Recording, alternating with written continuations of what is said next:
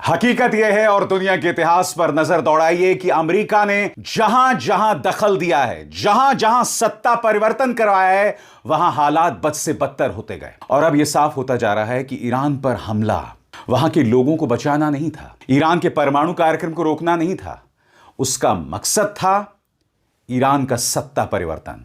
Supreme leader Khamenei को मारने का सिर्फ एक ही मकसद था कि वहां पर सत्ता परिवर्तन हो और ऐसी कठपुतली व्यवस्था, ऐसी पपट व्यवस्था आ जाए जो पूरी तरह से अमेरिका के हाथों में हो। याद कीजिएगा, रजा पहलवी ने क्या कहा था कि अगर सत्ता परिवर्तन हो जाएगा तो मैं इस्राएल के साथ सामान्य संबंध बनाना चाहूंगा। यानी कि ईरान में एक ऐसी व्यवस्था लाना चाहते हैं जो पूरी तरह से अमेरिका और इस्राएल के सामने नतमस्तक हो। और अब यह बात अमेरिकी विदेश मंत्री मार्को रूबियो ने भी कह दी है, बकौल विदेश